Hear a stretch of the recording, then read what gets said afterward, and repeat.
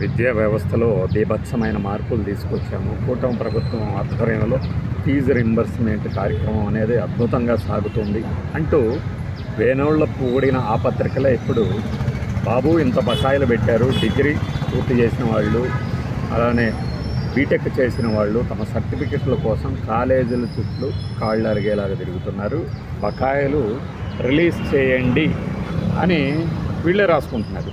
అంటే అంతకుముందు ప్రభుత్వం ఏది జగన్మోహన్ రెడ్డి గారి ప్రభుత్వం ఏమో ఎప్పుడూ సకాలంలో వేయలేదట ఫీజు రీయింబర్స్మెంట్. ఎప్పుడు 3 నెలలు 3 క్వార్టర్లు పెండింగ్ పెట్టేదట. పోతూ 3 క్వార్టర్ల పెండింగ్ పెట్టి వెళ్ళింది ఈ ప్రభుత్వము వైఎస్ఆర్సీపీది అని చెప్పారు. అంటే ఏంటి, అంతకుముందు బకాయిలన్నీ పూర్తిగా చెల్లించినట్లు లెక్క.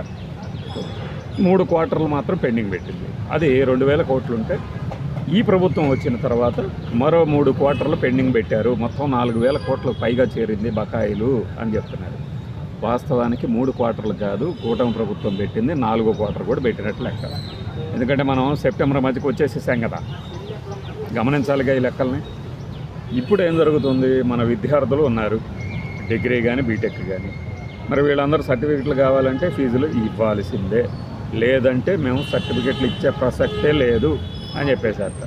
మరి ఉన్నత విద్యా మండలికి కానీ పర్టికులర్ ఆ కన్సర్నింగ్ డిపార్ట్మెంట్కి ప్రభుత్వ అధినేతలేమో ఆజ్ఞలు జారీ చేస్తారు, సర్టిఫికెట్లు ఇవ్వలేదంటే ఊరుకోమో అని ఒక ఆయన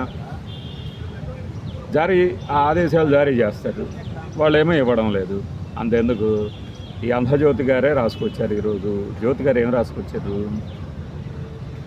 లోకేష్ పేషి అధికారులే స్వయంగా ఒక విద్యార్థి కోసం ఫోన్ చేసిన, అంటే విద్యాశాఖ మంత్రి గారే లేదు, విద్యాశాఖ మంత్రి గారి పేషీలో వాళ్ళు ఫోన్ చేసినా కూడా సర్టిఫికెట్ ఇవ్వలేదట. ఆ విద్యార్థి అప్పు చేసి ఆ బకాయిలు కట్టేసేసి వెళ్ళిపోయారట సర్టిఫికెట్ తీసుకొని. దీని అర్థం ఏంటి, అంతకుముందు జగన్మోహన్ రెడ్డి ప్రభుత్వం చేసింది ఏంటి అంటే తల్లుల ఖాతాల్లో, విద్యార్థుల తాలూకు తల్లుల ఖాతాల్లో డబ్బు వేసేవాళ్ళు. దీని వలన యాజమాన్యాలకు వీళ్ళు కట్టలేదనేది వీళ్ళ ఆరోపణ. ఇప్పుడు వారి ఇంట్లో పిల్లవాడు స్కూల్కి కాలేజీకి వెళ్తున్నాడు అంటే ఫీజు కట్టాల్సిన బాధ్యత తల్లులది కాబట్టి ఆ పేరే అది కదా, అమ్మఒడని వాళ్ళు వెళ్ళి కట్టేవాళ్ళు. దీంట్లో అంటే వీళ్ళ ఉద్దేశం ఏంటంటే వీళ్ళ తల్లుల ఖాతాల్లో వేస్తుంటే వీళ్ళు కట్టట్లేదు, డైరెక్ట్గా కాలేజీ యాజమాన్యాల ఖాతాలో వేస్తే ఇక ఏ ఇబ్బంది ఉండదు కదా, ఈ విధానానికి తీసుకొచ్చారట. ఎందుకు తీసుకొచ్చారు, ఆ విధానాన్ని కొనసాగించడం ఇష్టం లేక పేరు కూడా మార్చేశారు కదా. మరి ఇప్పుడు ఈ ఫీజు రీయింబర్స్మెంట్కి సంబంధించినటువంటి విధానం అమలవుతుందా? కాలేజీ యాజమాన్యాలు ప్రైవేటు ఆధ్వర్యంలో నడిచేవి ఓకే, ప్రభుత్వం ఆధ్వర్యంలో నడిచే కాలేజీల్లో కూడా ఇలానే సాగుతోంది అని కథనం. ఇది ఎవరిదో కాదు, ఆంధ్రజ్యోతి కథనమే. ప్రభుత్వం ఆధ్వర్యంలో నడిచే కళాశాలల్లో కూడా, ప్రభుత్వ కళాశాలల్లో కూడా ఇదే పరిస్థితి. ఫీజు కట్టకపోయినా పర్వాలేదు, రీయింబర్స్మెంట్ నిధులు రిలీజ్ చేయకపోయినా పర్వాలేదు, ముందు వాళ్ళకి సర్టిఫికెట్లు జారీ చేయండి, ఇచ్చేసేయండి అని ఆదేశాలు ఉన్నాయని తెలిసినా కూడా ఇవ్వడం లేదు. దీన్ని ఏమంటారు మరి, ఏమంటారు? మరి అప్పుడు ప్రభుత్వం చేసిన తప్పేంటి, ఇప్పుడు ప్రభుత్వం చేస్తున్న ఒప్పేంటి?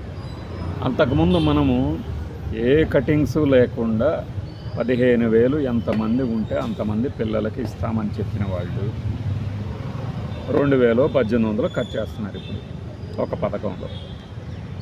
ఆ కట్ చేయడం కరెక్టా? మీరు ఇచ్చిన విధానాన్ని మేము అమలు చేస్తున్నాము అన్నప్పుడు ఆ రోజున అలా అనొచ్చా? కట్ చేయకుండా ఏ నిబంధన లేకుండా ఎంతమంది ఉంటే అంతమందికి ఇస్తున్నాము. మరి ఎందుకు కట్ చేస్తున్నారు? డెవలప్మెంట్ ఫీజెస్ అంటారు. ఓకే ఫైన్, అది వదిలేదు.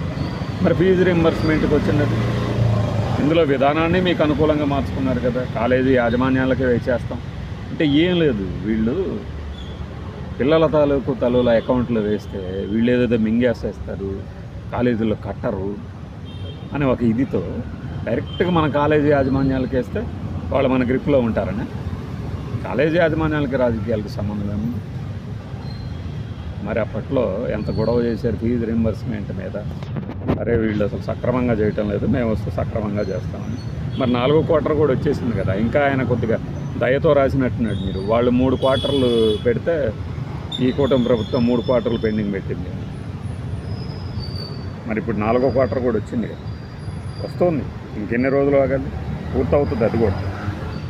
దీన్ని ఎలా సమర్థించుకుంటారు చూడాలి కదా. ఇప్పుడు సర్టిఫికేట్ లేకుండా ఎవడు ఇంటర్వ్యూలకి నీ ఒరిజినల్ సర్టిఫికేట్ కనీసం at the time of appointment letter ఇచ్చేటప్పుడన్నా అడుగుతారు కదా, నీ ఓడీని సబ్మిట్ చేయండి అని, కనీసం ప్రొవిజనల్ సర్టిఫికేట్స్ అన్నా. అవి లేకుండా ఎలా వెళ్తారు వీళ్ళు? నెక్స్ట్ అడ్మిషన్లు ఎలా ఇస్తారు? డిగ్రీ నుంచి పీజీకి, బీటెక్ నుంచి ఎంటెక్కి. ఈ ఎంటెక్ విషయంలో కూడా ఇదే జరిగింది కదా, ఏది ఫీజు రీయింబర్స్మెంట్తో సంబంధం లేకుండా అడ్మిషన్లు పూర్తవుతున్నాయి నాయన తొందరగా. కౌన్సిలింగ్ గురించి ఏదో చూడండి అంటే నీకు తెలియదు, నీ హయాంలో ఎప్పుడు చేసావు, మా హయాంలో ఇప్పుడు చేస్తున్నాను ఓటరిచ్చి కొట్టారు కదా. ఇప్పుడు ఏమంటారు? సర్టిఫికెట్స్ లేక వాళ్ళు రాకపోతే సీట్లు మిగిలిపోయినాయని అని చెప్తారా? చెప్పలేరు కదా. రీయింబర్స్మెంట్ గురించి మాట్లాడండి బాయ్.